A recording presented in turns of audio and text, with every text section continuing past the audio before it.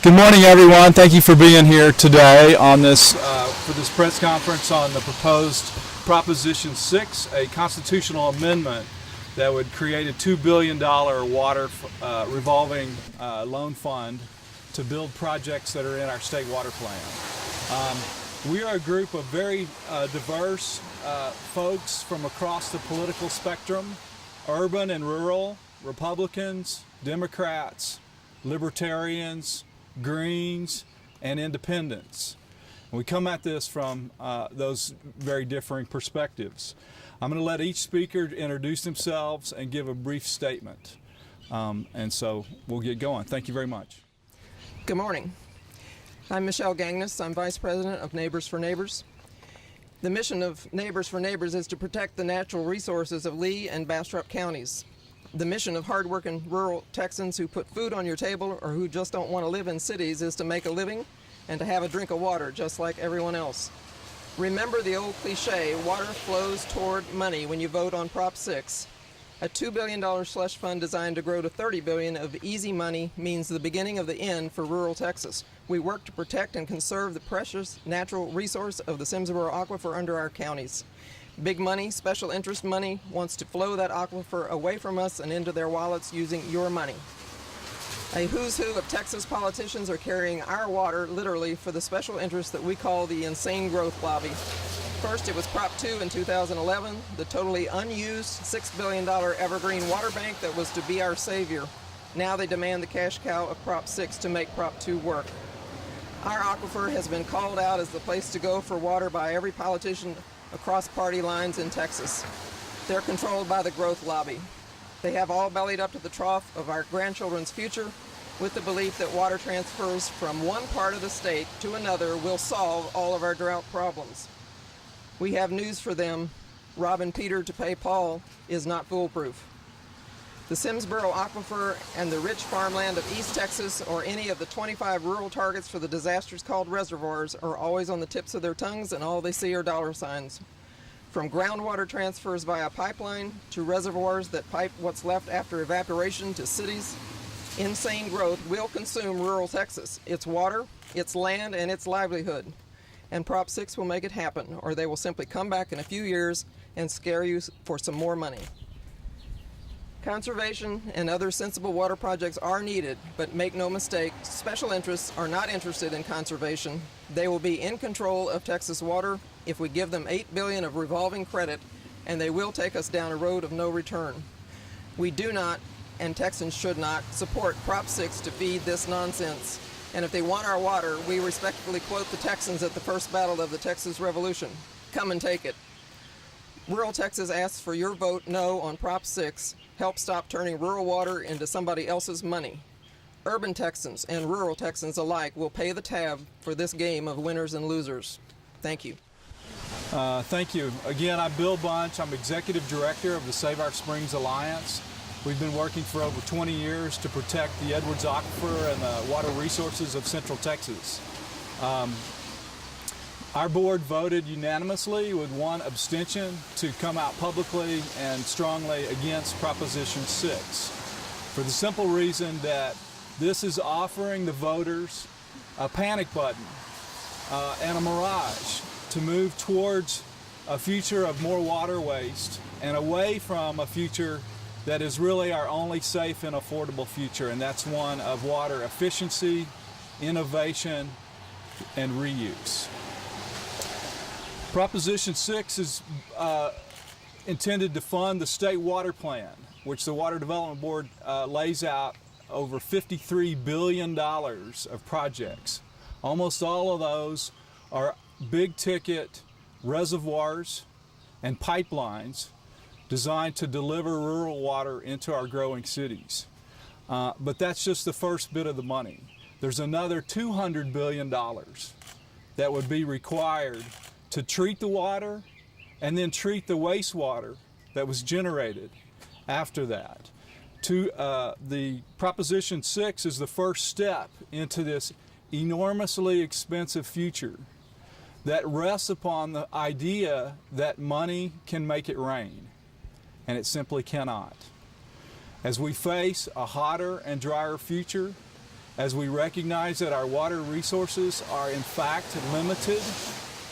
Our only way to have safe and secure economies for our cities, for our rural regions, and to have flowing rivers and springs and streams and healthy bays and estuaries is by being innovative like we are in our tech industry and our energy industries, and build a water efficient future. Proposition 6 does not do that. It is a bet on billions and billions of dollars of waste, and we respectfully urge a no vote. I have a written statement. Attached to that is the projects list from the Water Development Board from March of this year that's referenced in the statement for supporting documentation. Thank you very much. My name is Roger Baker. When folks ask me what I do, I usually tell them I'm a transportation reform activist. That's a steady line of work, even if it doesn't pay anything, because the problems are so big. I'm also a Travis County Green Party representative and a longtime Austin environmentalist. Given that background, I'm happy to be part of a statewide coalition opposing Proposition 6, which will be on the November Texas ballot. Proposition 6 is basically an unprioritized $2 billion down payment on business as usual. As such, it lacks the basic shift towards conservation that we need due to the water crisis that Texas is facing.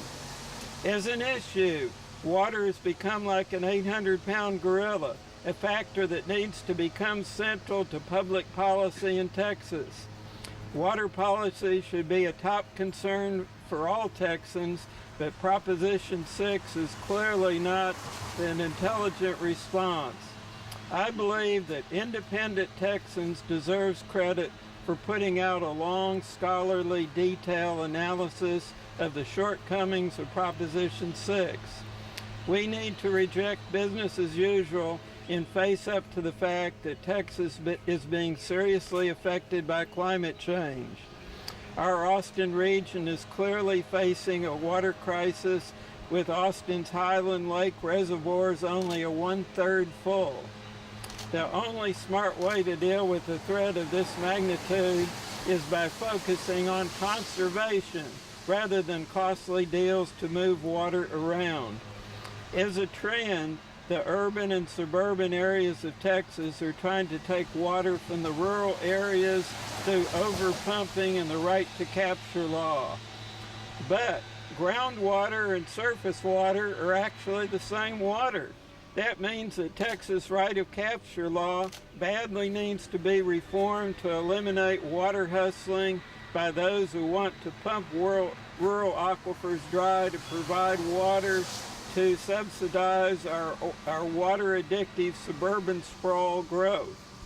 As a local example, Hays County is trying to use right of capture in a corporate sponsor named 4-Star Corporation to claim the right to pump totally unsustainable amounts of Lost Pine Simsboro aquifer water from Bastrop to Hays County.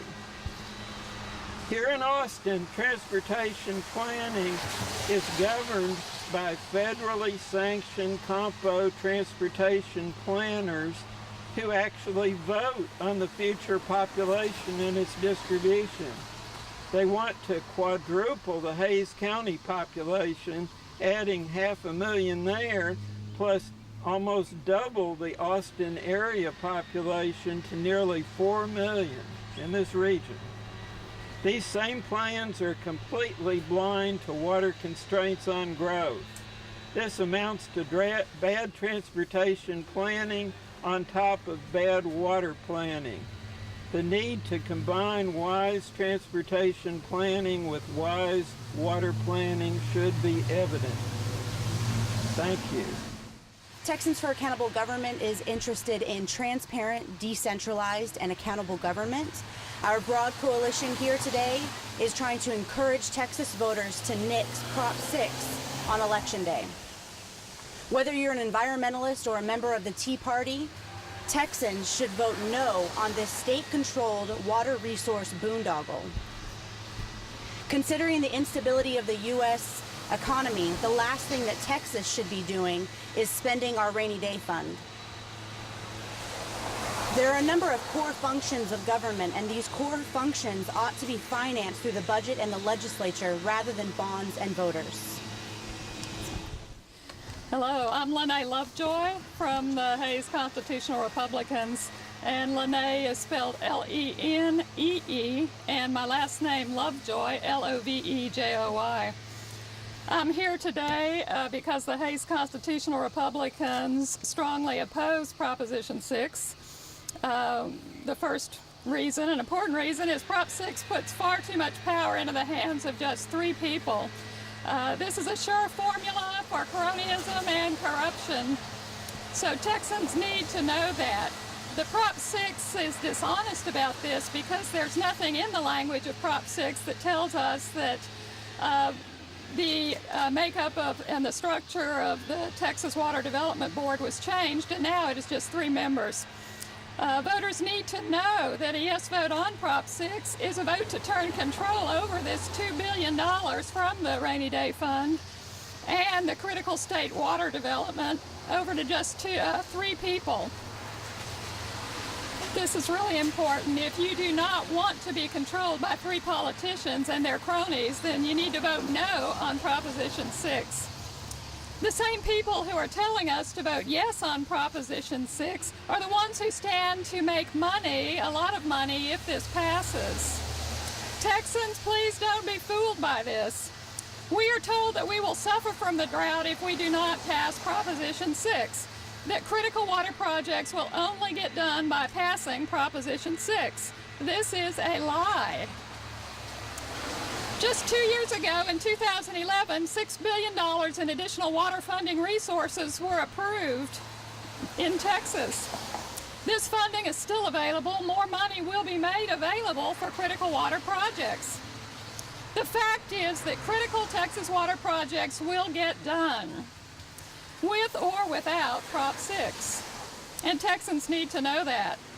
The only difference is that we will have more choice without Prop 6, and projects will be more likely to get done fairly and efficiently without Proposition 6. About the Texas Rainy Day Fund, we are being told that Prop 6 is needed to survive this drought. We know that this simply is not true. We're also being told that there is plenty of money in our Rainy Day Fund and lots more will be flowing in. The message we are being fed is that there is no reason not to pass Proposition 6. In fact, just the opposite is true.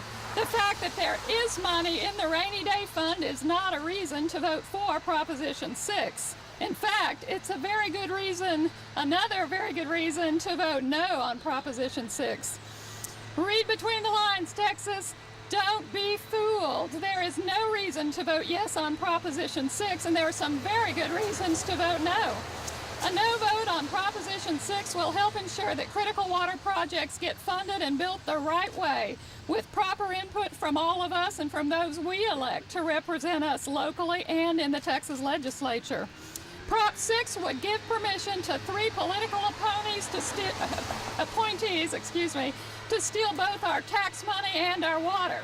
Texans, protect yourselves from this cronyism and corruption. Come to the polls in November and vote no on Prop 6. Thank you. Hi, I'm Jerry Locke. I'm with the Texas Drought Project. We make the connection between climate change and drought here in Texas. Small cities are already running out of water. The reservoirs are going dry. Half the reservoirs in Texas are under 50% at this point. The Statesman had an article a week ago, Sunday, where water officials said that Lake Travis and Lake Buchanan will be dry in 3 to 5 years. A more optimistic scenario was 5 years. Obviously, there's a problem. I'm just here to say that I was told to go up. The Proposition 6 isn't the proper solution to this problem. It guarantees no money to conservation. It's a boondoggle for people that want to make a lot of money on real estate speculation and to build the reservoirs, but it guarantees no money for conservation, which is our best bet. Conservation can include putting water in the aquifers. You don't have to build above ground aquifers. You have above ground reservoirs. You have lots of aquifers that are going dry also or being pulled down. We can pump money into those. We can replace leaking pipes. We can promote rainwater harvesting. We can utilize reclaimed water for golf courses and parks and institutional settings. There's a very long list of the things that we can do with conservation without putting $200 billion into it. Again, this is a boondoggle. We need to conserve and adopt sustainable practices. What that means is that the growth that we've had over the last 15 years is not sustainable. We're going to have to look at the fact that we don't have enough water for the population that we have here now. And this will add no more new rain to the cycle. So we need to conserve and adopt sustainable practices, and then we need to say no to Proposition 6, and the legislature can come back in session for a real solution to this problem. Thank you. Could you address that real solution? Could you address that a little bit? The real solution? Yeah. I think it's mainly through conservation. It costs a lot less and it saves more water. And there's a whole, like I said, there's a whole long list of things that can be done. At the top of the list, we think, is the use of the aquifers as reservoirs. There's no evaporation in aquifers, whereas in these reservoirs, some of the reservoirs, especially to the west lose 50% of their water in a year. Whereas in the aquifer, there's no evaporation. So we think we need a smart solution to this problem and not just throw a lot of money at it that will be taken off by speculators and people that build reservoirs and those sort of people. Other questions for other people? For Ms. Lovejoy, maybe you can comment a little bit more specifically on the appointment to the water board and with them. Yeah.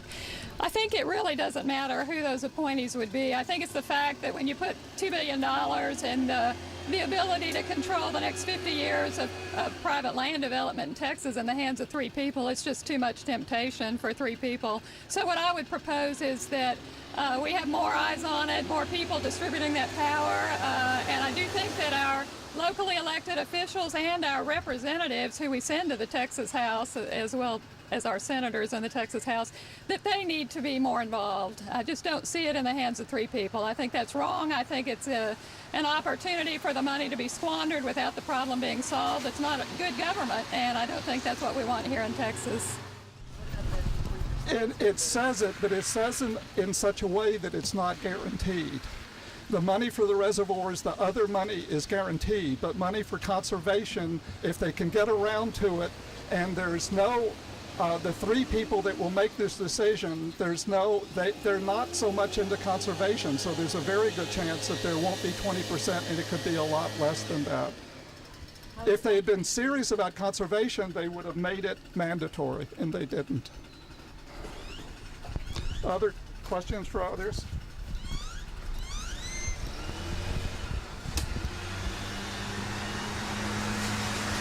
No?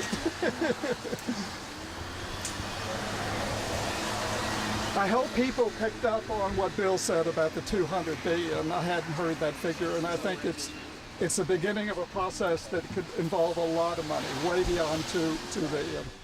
The $2 million is an effort to take money or use money from the statewide money from the Texas Water, or from the Rainy Day Fund, for the water projects. Right now, that $6 billion would be bonds at the local community level, as I understand it, and those are either voted for by our local elected reps or by the people in a local proposition. and I think that's a good thing.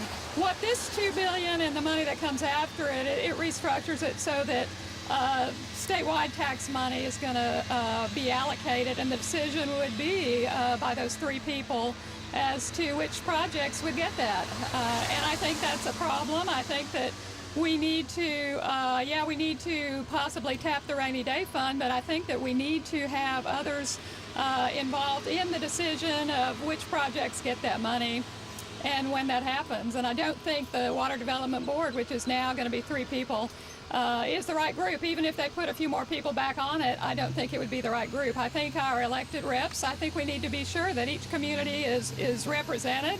I think that one of the big dangers of Prop 6 is that rural communities or areas that aren't as well represented by those three people up there, or by developers who will make money when private land gets developed. I think that this risks really putting them in danger, and I've seen that happen in other states. So I think it's really important that we just not give that power to three people.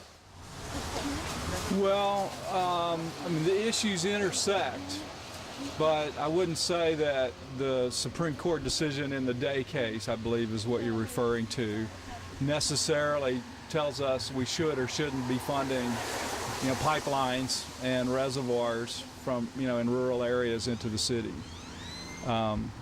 It's a different way of how that groundwater is going to be allocated in the future, potentially. Yeah. I'm from Bastrop and Lee counties, where this is the issue. We have several large permits pending. It may be true the rule of capture persists in Texas, but groundwater conservation districts are also given statutory power and actually power in the Constitution to protect and conserve our natural resources, which is our water. So neither the Day case nor the Bragg case took away the ability of a groundwater district to regulate production, and that's what my groundwater district is trying to do, and they're being bullied, in my view. But bullied is not the right word, because that indicates weakness, and we have a very strong conservation district. But to answer your question, rule of capture is potentially a big problem, and because the water speculators would like to rely on that to have a few landowners sell their water and thus tie up the entire availability of water in our counties. That is not right. That has to be addressed. So yes, those issues definitely intersect, but we're not powerless under the rule of capture. Do you think if this passes that it would help the folks who are pressuring your groundwater district? Absolutely, because it will make money available. There is a pipeline already in the state water plan called the State Participation Pipeline that would run from Lee County to the I-35 corridor.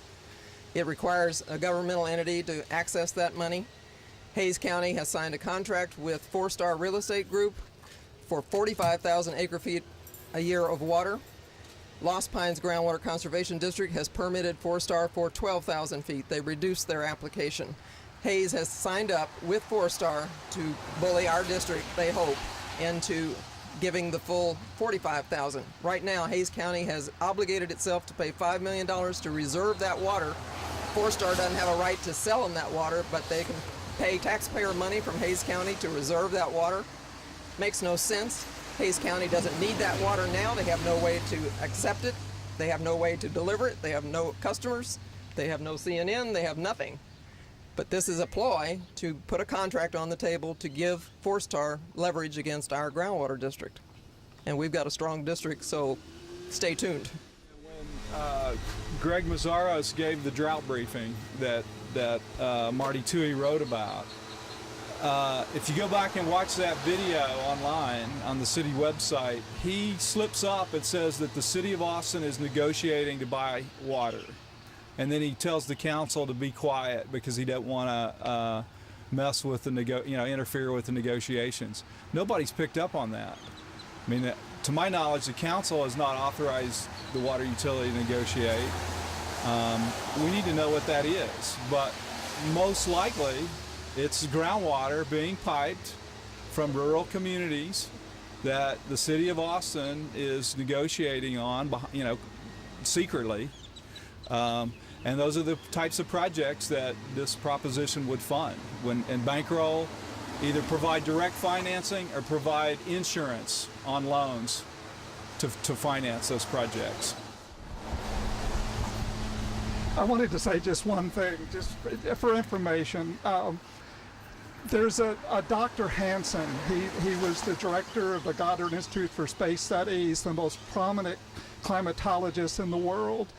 And after the 2011 drought, he did a specific study about Texas. He and other scientists did a study about Texas drought, whether it could be linked to climate change. And he found out for him that it was a climate change drought. What that means is we are now in climate change. We have crossed that boundary. And that has all sorts of implications for water planning. It means that, you know, the TUI article in the Statesman was a very good article, but it did mention this huge factor of climate change. We will be drier and drier. This area will become more and more arid, and we need to take that into account in our planning. So I have a question. So you wouldn't be opposed necessarily to tapping into the rainy day fund? You just want some more oversight as to what projects and stuff? Well, that's... I'll speak to that. No, I'm not looking for more oversight. What I'm looking for is the ability for people in the community, for them to elect the people who make these decisions directly and be able to hold them accountable by unelecting them, and that's certainly not something we can do with a water board.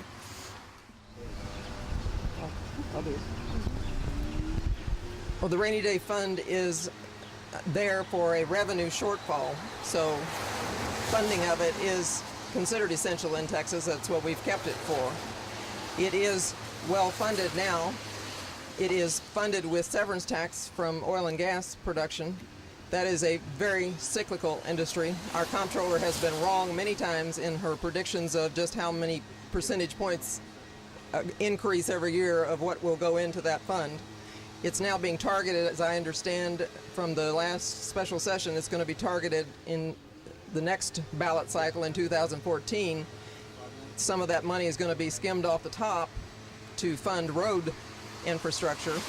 So it just opens the tap, and we're concerned about that. There is a certain minimum level that we should keep in the rainy day fund to maintain Texas AAA rating, because the rating agencies look for emergency funds like that as ready cash to meet an emergency. If we had a true disaster, we had a true revenue shortfall, they look to see how would we address that immediately. So that is an important component of it. That was raised in the legislature and dismissed as don't worry about it. Would you say that the legislature should, though, do something, I mean, that, you know, to address the state's water needs? I mean, If water is as important as we all believe it is, it should be funded from general revenue, pay as you go, part of the budget. This removes that money, along with the $6 billion bonding authority has already been removed from constitutional debt limitations. So there's no taxpayer oversight of the $6 billion bonding authority, the other bonding authority that water development already has, and this $2 billion will go into a fund to hopefully be invested to grow to lots of money. But we won't have anything to say about it once it's there, and we are concerned that the Water Development Board appointed by the governor and the regional planning groups that are, in my opinion, controlled by special interests more often than not. I've been there, seen them in operation. That's not a place where little guys like we are have influence. So we won't have a lot of control over what gets built. Special interests will control it to feed growth.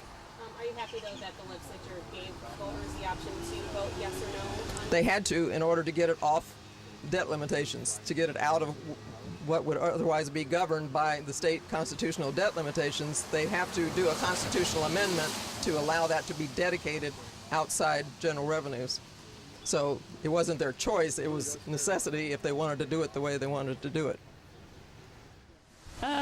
There's a wise man once said, never trust your dog with your dinner or a politician with your money. Politicians have been trying, in Texas, have been trying to raid the rainy day fund ever since we set it up, and they're going to continue to try and raid it. We have to be smart about letting that money go, because it is money. There are a lot of important things in the state to get done, and water's one of them. And so, yeah, we just have to buyer beware.